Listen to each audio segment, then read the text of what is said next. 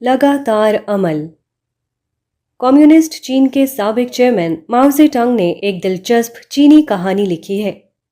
पुराने ज़माने में चीन के शुमाली इलाके में एक बूढ़ा आदमी रहता था। उसके मकान की समत जुनूब की तरफ थी। उस बूढ़े आदमी की मुश्किल ये थी कि उसके दरवाजे के सामने दो ऊंचे ऊंचे पहाड़ खड़े हुए थे।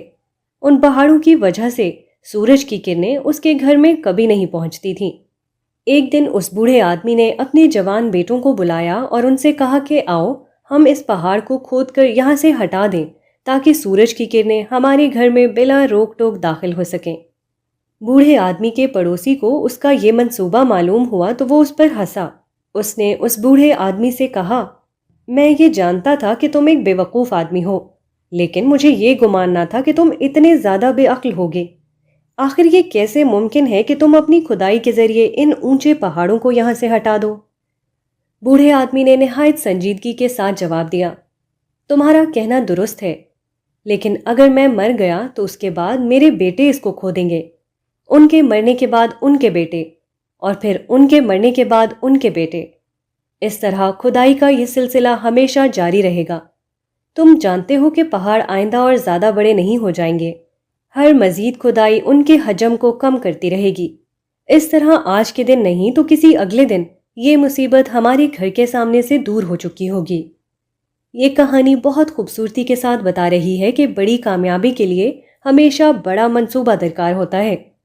अगर आप इस दुनिया में कोई बड़ी कामयाबी हासिल करना चाहते हैं तो आपको बड़े मंसूबे के लिए भी तैयार रहना चाहिए और उन तमाम तकाज़ों को पूरा करना चाहिए जो एक बड़े मंसूबे को मुसलसल चलाने के लिए ज़रूरी हैं। ये एक हकीकत है कि मसाइल के मुकाबले में उनके हल की ताकत ज़्यादा होती है। मसाइल हमेशा महदूद होते हैं और हल हमेशा लामहदूद। अगर आप हल की स्कीम को नस्ल दर नस्ल चला सकें तो आप हर पहाड़ को काट सकते हैं और हर दरिया को उबूर कर सकते हैं। जो शख्स लगातार अमल करने के लिए तैयार हो, उसके लिए कोई पहाड़ पहाड़ नहीं और कोई दरिया दरिया नहीं। ये वक्त का सवाल है न कि कीमत का। ऑक्सफोर्ड यूनिवर्सिटी 1163 में कायम हुई। उसके हरे हरे लॉन सारी दुनिया में मशहूर हैं। एक अमेरिकन करोड़पति ने उसके लॉन देखे तो वो उनको बहुत पसंद आ गए। उन्होंने चाहा कि ऐसा ही लॉन उनकी कोठी में भी हो। ऐसा लॉन कितने डॉलर में तैयार हो जाएगा? उन्होंने ऑक्सफोर्ड के माली से पूछा। मुफ्त में, माली ने संजीदगी के साथ जवाब दिया। वो कैसे? इस तरह कि आप अपनी जमीन को हमवार करके उस पर घास जमा दीजिए। जब घास बढ़े तो उसको काट कर ऊपर से रोलर फेर दीजिए। इसी तरह 500 बरस तक करते रहिए। जब 500 साल पूरे होंगे तो ऐसा ही लॉन आपके यहाँ तैयार हो जाएगा। ये वक्त का सवाल है न कि कीमत का। शाम के वक्त सूरज आपके ऊपर गुरूब हो जाए और आप दोबारा सुबह का मंजर देखना चाहें तो आपको पूरी रात तक इंतजार करना होगा। रात का वक्फा गुजारे बगैर आप दोबारा सुबह के माहौल में आंख नहीं खोल सकते। आपके पास एक बीज है और आप उसको दरख्त की सूरत में देखना चाहते हैं तो आपके लिए इसके सिवा कोई चारा नहीं कि 25 साल तक इंतजार करें। इससे पहले आपका बीज एक सरसब्जो शादाब दरख्त की सूरत में खड़ा नहीं हो सकता। इसी तरह कुदरत के तमाम वाक़यात के ज़ुहूर के लिए एक वक्त मुकर्रर है। कोई वाक़या अपने मुकर्ररा वक्त से पहले ज़ुहूर में नहीं आता। वक्त से मुराद वो मुद्दत है जिसमें एक तरीक़े अमल जारी होकर अपनी तकमील को पहुँचता है। कुदरत के पूरे निज़ाम में यही उसूल कारफरमा है। इंसान के सिवा बकिया कायनात में ये उसूल बराह रास्त खुदाई इंतज़ाम के तहत कायम है और इंसान को अपने इरादे के तहत इसको अपनी ज़िंदगी में इख्तियार करना है। कायनात अपने पूरे निज़ाम के साथ इंसान को अमली सबक दे रही है कि वाक़यात के ज़ुहूर के लिए वो कौन सी हकीकी तदबीर है जिसको इख्तियार करके आदमी इस दुनिया में कामयाब हो सकता है।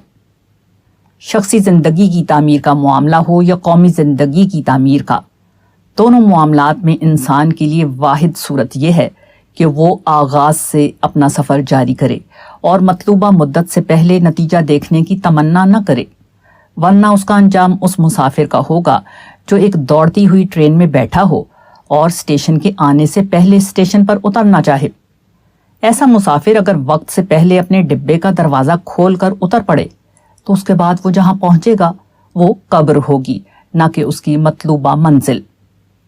ہر کامیابی سب سے زیادہ جو چیز مانگتی ہے وہ وقت ہے، مگر کامیابی کی یہی وہ قیمت ہے جو آدمی دینے کے لیے تیار نہیں ہوتا۔ پتھر کا سبق۔ راجستھان کا ایک طالب علم ہائی اسکول میں فیل ہو گیا۔ دوسرے سال اس نے پھر امتحان دیا مگر وہ دوبارہ فیل ہو گیا۔ اس کے بعد جب اس کا تیسرے سال کا نتیجہ آیا اور اس نے دیکھا کہ وہ اب بھی فیل ہے تو اس کو سخت دھچکا لگا۔ وہ اتنا بیزار ہوا کہ گھر سے بھاگ نکلا۔ چلتے چلتے وہ ایک گاؤں کے کنارے پہنچا۔ اس کو پیاس لگ رہی تھی۔ اس نے دیکھا کہ ایک کنواں ہے جس پر کچھ عورتیں اور بچے پانی بھر رہے ہیں۔ وہ کنویں کے پاس پہنچا تاکہ اپنی پیاس بجھا سکے، مگر وہاں اس نے ایک منظر دیکھا۔ منظر بظاہر چھوٹا سا تھا مگر وہ اس سے اتنا متاثر ہوا کہ اپنی پیاس بھول گیا۔ اس کو اچانک محسوس ہوا کہ اس نے پانی سے زیادہ بڑی ایک چیز پالی ہے۔ اس نے دیکھا کہ گاؤں کے لوگ جو پانی بھرنے کے لیے کنویں پر آتے ہیں عام طور پر ان کے ساتھ 2 عدد مٹی کے گھڑے ہوتے ہیں۔ ایک گھڑے کو وہ کنویں کے قریب ایک پتھر پر رکھ دیتے ہیں اور دوسرے گھڑے کو کنویں میں ڈال کر پانی نکالتے ہیں۔ اس نے دیکھا کہ جس پتھر پر گھڑا رکھا جاتا ہے وہ گھڑا رکھتے رکھتے گھس گیا ہے۔ گھڑا مٹی کی چیز ہے، اس نے سوچا، مگر جب وہ بار بار بہت دنوں تک ایک جگہ رکھا گیا تو اس کی رگڑ سے پتھر گھس گیا۔ استقلال کے ذریعے مٹی نے پتھر کے اوپر فتح حاصل کر لی۔ مسلسل عمل نے کمزور کو طاقتور کے اوپر غالب کر دیا۔ پھر اگر میں برابر محنت کروں تو کیا میں امتحان میں کامیاب نہیں ہو سکتا؟ کیا کوشش کے اضافے سے میں اپنی کمی پر قابو نہیں پا سکتا؟ یہ سوچ کر بھاگے ہوئے طالب علم کے قدم رک گئے۔ وہ لوٹ کر اپنے گھر واپس آ گیا اور دوبارہ تعلیم میں اپنی محنت شروع کر دی۔ اگلے سال وہ چوتھی بار ہائی اسکول کے امتحان میں بیٹھا۔ اس بار نتیجہ حیرت انگیز طور پر مختلف تھا۔ اس کے پرچے اتنے اچھے ہوئے کہ وہ اول درجے میں پاس ہو گیا۔ 3 بار ناکام ہونے والے نے چوتھی کوشش میں نمایاں کامیابی حاصل کی۔ پتھر کا یہ سبق نوجوان کی زندگی کے لیے اتنا اہم ثابت ہوا کہ اس کی زندگی کا رخ بدل گیا۔ جو طالب علم ہائی اسکول میں مسلسل ناکام ہو کر بھاگا تھا وہ اس کے بعد مسلسل فرسٹ آنے لگا، یہاں تک کہ ایم اے میں اس نے ٹاپ کیا۔ اس کے بعد وہ ایک اسکالرشپ پر اعلیٰ تعلیم کے لیے بیرون ملک چلا گیا اور وہاں سے ڈاکٹریٹ کی ڈگری حاصل کی۔ یہ کوئی انوکھا واقعہ نہیں جو صرف ایک گاؤں میں پیش آیا ہو۔ حقیقت یہ ہے کہ ہر جگہ ایسے پتھر موجود ہیں جو آدمی کو زندگی کا سبق دے رہے ہیں، جو ناکامیوں میں سے کامیاب بن کر نکلنے کا اشارہ دیتے ہیں۔ اگر آدمی کے اندر نصیحت لینے کا مزاج ہو تو وہ اپنے قریب ہی ایسا ایک پتھر پا لے گا جو خاموش زبان میں اس کو وہی پیغام دے رہا ہو جو مذکورہ نوجوان کو اپنے پتھر سے ملا تھا۔ خود جاننا پڑتا ہے۔ ٹائمز آف انڈیا 18 جولائی 1983 میں ایک دلچسپ قصہ شائع ہوا ہے۔ ہندوستان کے ایک لیڈر 1970 میں فرانس گئے۔ پیرس میں ان کی ملاقات ایک فرانسیسی لیڈر سے ہوئی جو حکمران گولسٹ پارٹی سے تعلق رکھتا تھا۔ اخبار کی رپورٹ کے مطابق ہندوستانی لیڈر اور فرانسیسی لیڈر کے درمیان گفتگو کا ایک حصہ حسب ذیل تھا۔ "Is there anything in particular you would like to do in Paris?" asked the Gaullist. "I am a great admirer of de Gaulle," replied the Indian visitor. "I should like to make a courtesy call on him." "But he is dead, sir." "What? Nobody told me in India during the briefing." "They must have presumed you were aware of it. He died 4 years ago." فرانسیسی leader نے پوچھا، کیا آپ Paris میں کوئی خاص چیز پسند کریں گے؟ ہندوستانی لیڈر نے جواب دیا، میں جنرل ڈی گال سے بہت متاثر ہوں اور میری خواہش ہے کہ ان سے ملاقات کروں۔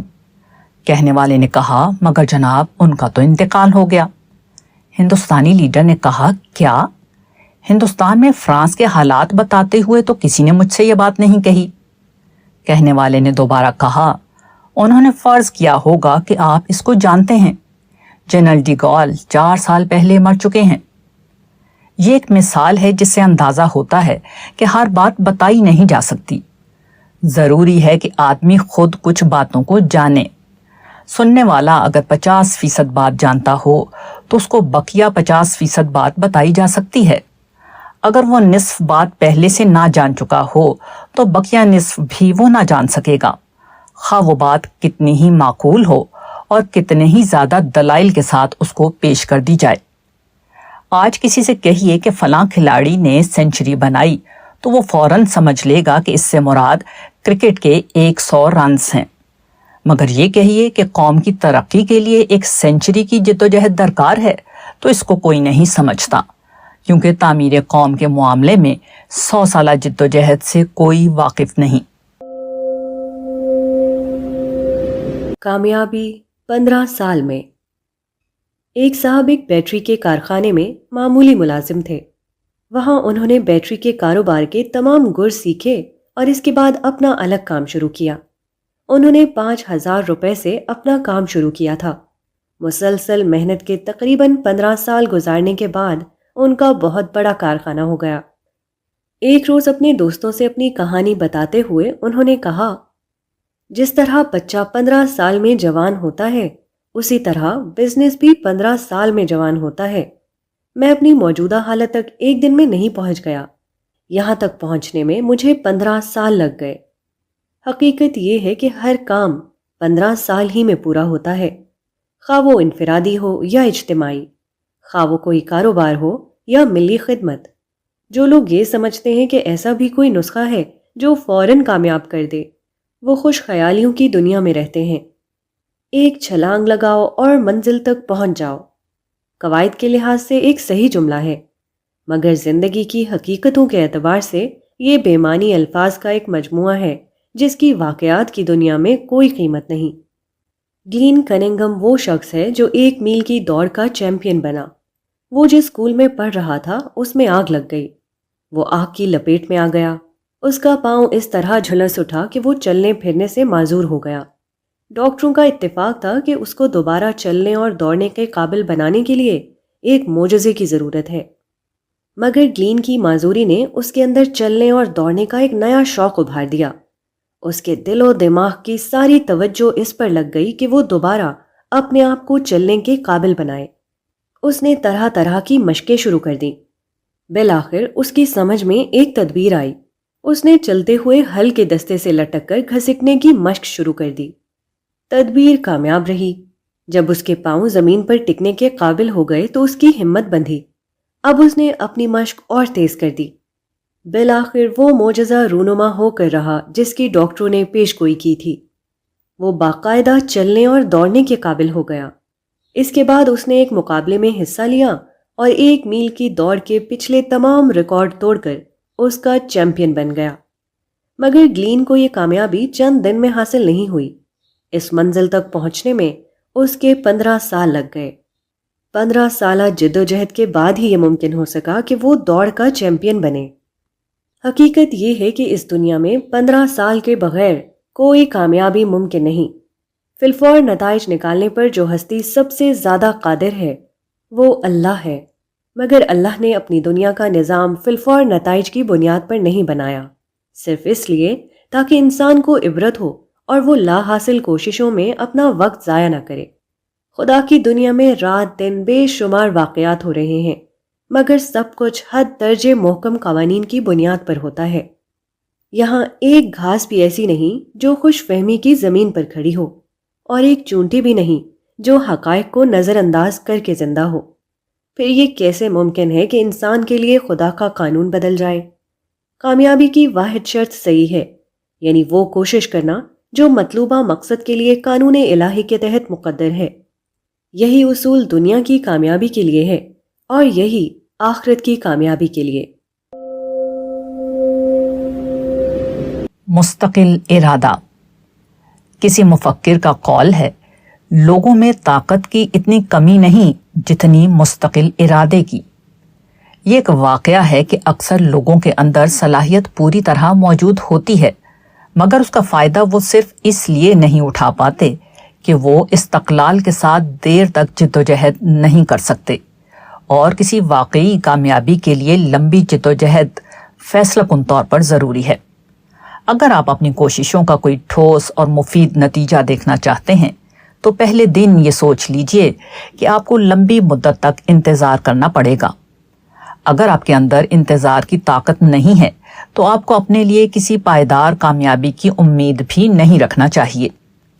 زندگی کا راز ایک لفظ میں یہ ہے، جتنا زیادہ انتظار اتنی ہی زیادہ ترقی۔ قومی زندگی کی تعمیر تھوڑے سے وقت میں بھی ہو سکتی ہے اور اس کے لیے زیادہ مدت بھی درکار ہوتی ہے۔ اس کا انحصار اس پر ہے کہ آپ کس قسم کی قومیت تعمیر کرنا چاہتے ہیں۔ اگر قوم کے اندر فوری جوش پیدا کرنا مقصود ہے، اگر محض منفی نوعیت کے کسی وقتی ابال کو آپ مقصد سمجھنے کی غلطی میں مبتلا ہیں، اگر عوامی نفسیات کو اپیل کرنے والے نعرے لگا کر تھوڑی دیر کے لیے ایک بھیڑ جمع کر لینے کو آپ کام سمجھتے ہیں، اگر جلسوں کی دھوم کا نام آپ کے نزدیک قوم کی تعمیر ہے، تو اس قسم کی قومی تعمیر اگر اتفاق سے اس کے حالات فراہم ہو گئے ہوں، آنن فانن ہو سکتی ہے، مگر حقیقت یہ ہے کہ یہ قوم کی تعمیر سے زیادہ قیادت کی تعمیر ہے، کیونکہ اس طرح کے شور و شر سے وقتی طور پر کچھ قائدین کو تو فائدہ ضرور ہو جاتا ہے، مگر انسانیت کے اس مجموعی تسلسل کو اس سے کوئی فائدہ نہیں ہوتا جس کو قوم یا ملت کہتے ہیں۔ اس اعتبار سے دیکھیے تو اس قسم کے طریقے گویا ایک قسم کا استحصال ہیں، جن سے فائدہ اٹھا کر وقتی طور پر کچھ لوگ اپنی قیادت جما لیتے ہیں۔ یہ سستی لیڈری حاصل کرنے کا ایک کامیاب نسخہ ہے، جس کو سطحی قسم کے لوگ نادانی کی بنا پر یا ذاتی حوصلوں کی تکمیل کے لیے اختیار کرتے ہیں۔ اگر ہم واقعی ایک قوم کی تعمیر کرنا چاہتے ہیں تو ہم کو سمجھ لینا چاہیے کہ ہم شاہ بلوط کا درخت اگانے اٹھے ہیں، نہ کہ ککڑی کی بیل جمانے۔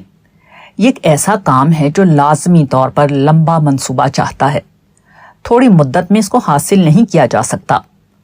اگر کوئی لیڈر ایسے نعرے لگاتا ہے تو وہ یا تو اس کی سادہ لوحی کی دلیل ہے یا اس کی استحصالی ذہنیت کی، اور اگر کوئی قوم ایسی ہے جو لمبے انتظار کے بغیر اپنی تعمیر و ترقی کا قلعہ بنا بنایا دیکھنا چاہتی ہے تو اس کو جان لینا چاہیے کہ ایسے قلعے صرف ذہنوں میں بنتے ہیں، عالم واقعہ میں نہیں۔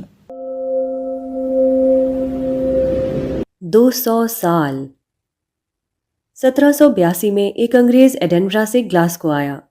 اس کے پاس 200 پاؤنڈ تھے اور ایک لکڑی کا پریس۔ اس نے اس کے ذریعے ایک اخبار جاری کیا۔ ابتدا میں اس کا نام تھا گلاسگو ایڈورٹائزر۔ یہی وہ اخبار ہے جو اب گلاسگو ہیرلڈ کے نام سے مشہور ہے، اور اس کی موجودہ اشاعت روزانہ 4 لاکھ ہے۔ اس کے اجرا پر اب 2 صدیاں گزر چکی ہیں۔ اس کا بانی جان میننز ہر قسم کے ناموافق حالات سے دوچار تھا، البتہ ایک مبصر کے الفاظ میں ایک چیز اس کے پاس افراط کے ساتھ موجود تھی، وہ تھا اس کا اتھاہ جوش، لمٹ لیس انتھوزیازم۔ اتھاہ جوش اس کے لیے ہر کمی کا بدل بن گیا۔ اس نے ایک ایسے اخبار کی بنیاد رکھی جو 200 سال سے مسلسل جاری ہے۔ درمیان میں شرکاء کے درمیان زبردست اختلافات بھی پیدا ہوئے، مگر وہ حکمت اور صبر کے ساتھ طے کر لیے گئے۔ جو اخبار 200 سال پہلے لکڑی کے پریس میں ہاتھ کے عمل سے چھاپا گیا تھا، وہ آج تمام کا تمام آٹومیٹک مشینوں کے ذریعے تیار کیا جاتا ہے۔ اس میں حروف کمپوز نہیں کیے جاتے اور نہ ڈھالے جاتے ہیں، بلکہ لیزر شعاؤں کے ذریعے پلیٹ پر منعکس ہوتے ہیں۔ کاغذ اپنے آپ چھپ کر نکلتا ہے، وہ اپنے آپ مڑتا ہے۔ اس کے بعد اس کے بنڈل بنتے ہیں اور بنڈل کے اوپر پولیتھین لپیٹا جاتا ہے اور پھر ڈسپیچ ڈپارٹمنٹ میں پہنچا دیا جاتا ہے۔ یہ سب کمپیوٹر کے ذریعے انجام پاتا ہے۔ مذکورہ انگریزی اخبار چونکہ برابر 200 سال سے جاری ہے، اس لیے یہ ممکن ہوا کہ اس دوران میں ہونے والی تمام طباعتی اور اشاعتی ترقیاں اس کی تاریخ کا جز بن جائیں، وہ اس کی ترقی کے لیے زینہ بنتی چلی جائیں۔ اگر بالفرض وہ ابتدائی 25 سال یا 50 سال میں بند ہو گیا ہوتا تو دنیا میں ہر قسم کی ترقیاں ہوتیں، مگر مذکورہ اخبار ان ترقیوں میں حصے دار بننے کے لیے موجود نہ ہوتا۔ موجودہ دنیا میں کوئی کام 2 دن میں انجام نہیں پاتا، اس کو کرنے کے لیے 200 سال درکار ہوتے ہیں۔ مگر 200 سالہ منصوبے کی تکمیل کے لیے 2 چیزوں کی ضرورت ہے: جوش عمل اور استقلال۔ ان 2 چیزوں کے بغیر یہاں کوئی بڑی ترقی ممکن نہیں۔ हार मान लेना। अमेरिका के एक शख्स ने 1831 में तिजारत की, उसमें वो नाकाम हो गया। 1832 में उसने मुल्की सियासत में हिस्सा लिया, मगर वहां भी उसने शिकस्त खाई।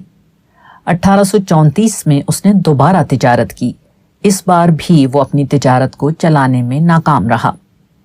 1841 में उसके असाब जवाब दे गए।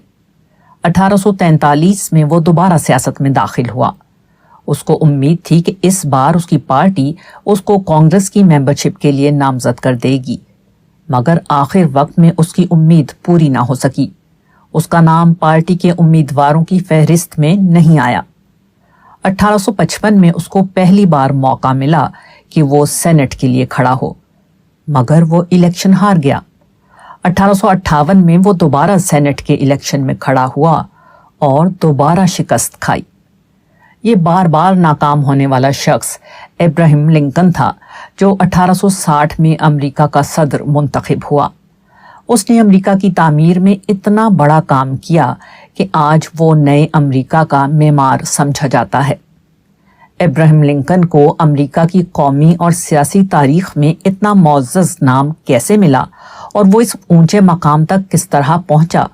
डॉक्टर नॉर्मन के अल्फाज में इसका जवाब ये है कि वो जानता था कि शिकस्त को किस तरह तस्लीम किया जाए। He knew how to accept defeat. हकीकत पसंदी जिंदगी का सबसे बड़ा राज है और हार मानना हकीकत पसंदी की आला तरीन किस्म। हार मानने का मतलब यह है कि आप इस हकीकत वाक़या का इतराफ़ कर लें कि आप दूसरों से आगे नहीं हैं बल्कि दूसरों से पीछे हैं। बाल्फाज दीगर, आप जहां फिल वाक़े हैं वहीं नज़री तौर पर अपने आप को खड़ा मान लें। हार मानने के बाद आदमी फौरन इस हैसियत में हो जाता है कि वो अपना सफ़र शुरू कर सके, क्योंकि सफ़र हमेशा वहाँ से शुरू होता है जहाँ आप फिल वाक़े हैं, न कि वहाँ से जहाँ अभी आप पहुँचे ही नहीं। हकीकत पसंदी। बाग लगाने का काम बाग कॉन्फ्रेंस से शुरू नहीं होता, बल्कि इस तरह शुरू होता है कि एक एक पौधे को वो हालात फराहम किए जाएं जिनमें वो अपनी ज़ाती बचाव की सलाहियत को बरूए कार लाए और दरख्त की सूरत में तरक्की करके बाग के मजमूए का जुज़ बन जाए। यही तरीका मिल्लत की तामीर का भी है। मिल्लत की तामीर दरअसल अफराद की तामीर का नाम है। एक एक फ़र्द को बाशऊर बनाना, एक एक फ़र्द की छुपी हुई फितरी सलाहियतों को बेदार करके उसको हकीकी इंसान के दर्जे पर पहुंचाना, एक एक फ़र्द के अंदर ये एहसास पैदा करना कि वो दूसरे भाइयों के लिए मसला बने बगैर अपने तरक्याती इम्कानात को ज़हूर में लाने की जिद्दोजहद करे। इसी किस्म के अमल का नाम मिल्लत की तामीर है। इसके सिवा जो कुछ है वो बेफ़ायदा शोर-गुल है, इससे ज़्यादा और कुछ नहीं। ये दुनिया मुकाबले की दुनिया है। यहाँ कभी ऐसा नहीं होता कि आदमी के लिए बेरोक टोक मौके खुले हुए हों और मैदान में उसका कोई हरीफ मौजूद न हो। ऐसा न कभी इस ज़मीन पर किसी के लिए हुआ और न आज किसी के लिए ऐसा हो सकता है।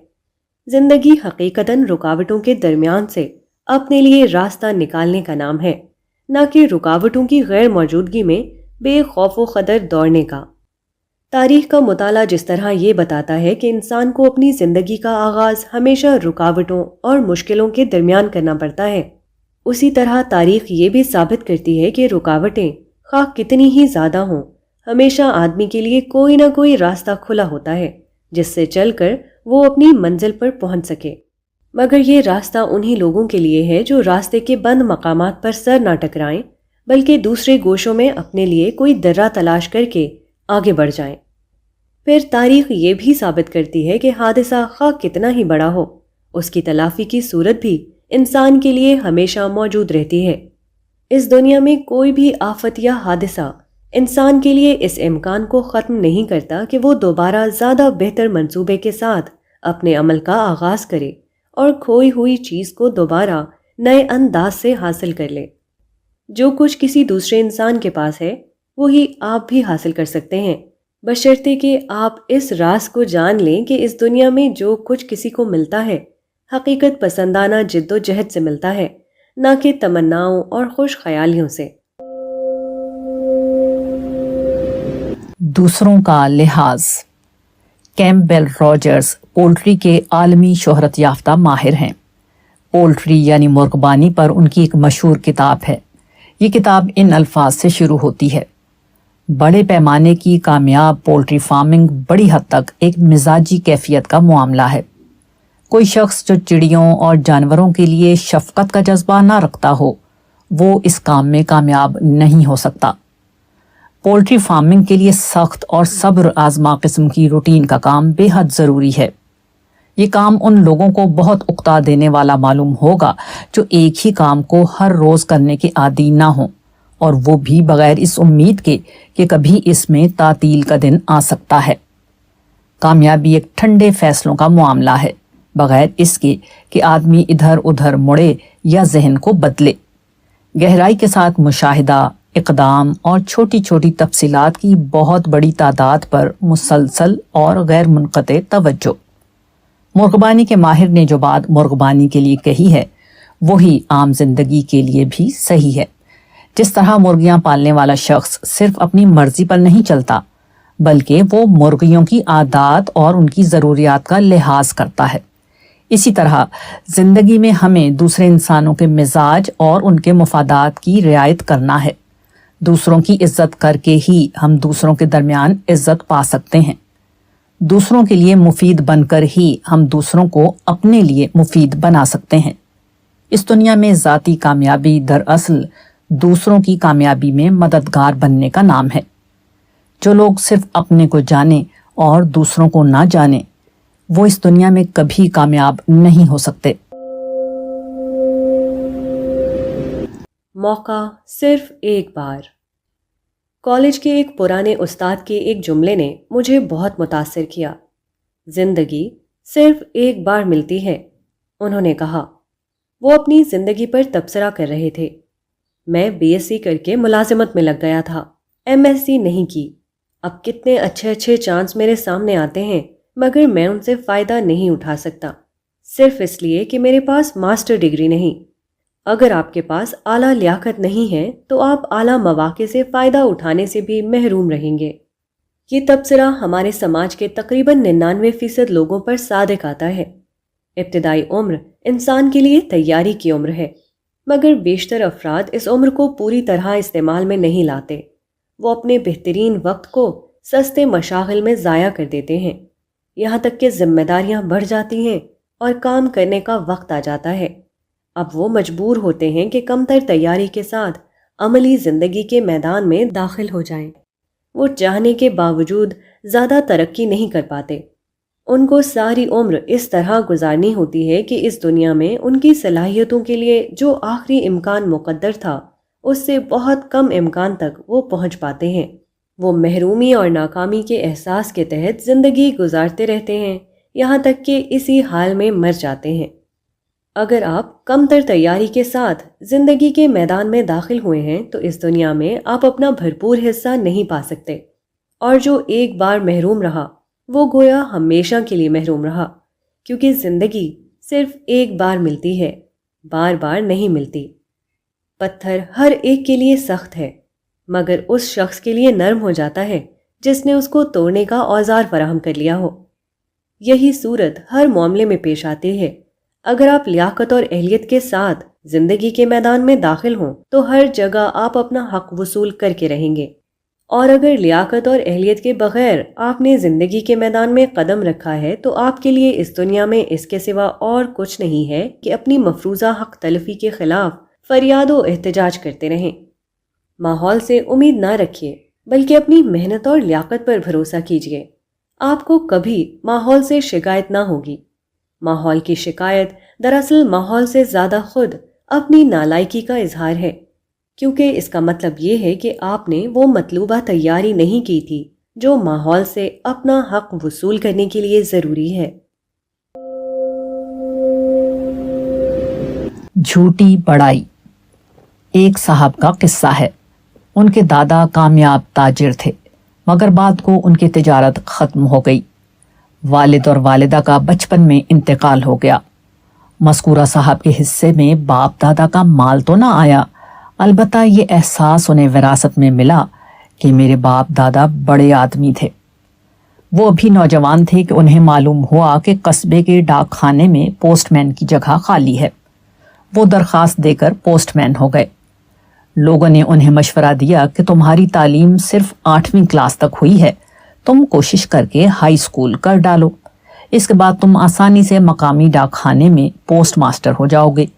اسی کے ساتھ کچھ گھر کی کھیتی ہے، دونوں کو ملا کر آسانی سے تمہاری ضرورت پوری ہوتی رہے گی۔ مگر ان کے جھوٹے فخر کی نفسیات اس میں رکاوٹ بن گئی کہ وہ کسی کا مشورہ مانے۔ مزید یہ ہوا کہ جھوٹی بڑائی کے احساس کی بنا پر اکثر وہ ڈاک خانے کے کارکنوں سے لڑ جاتے تھے، یہاں تک کہ ایک روز انہوں نے پوسٹ ماسٹر سے جھگڑا کر لیا اور کام چھوڑ کر چلے آئے۔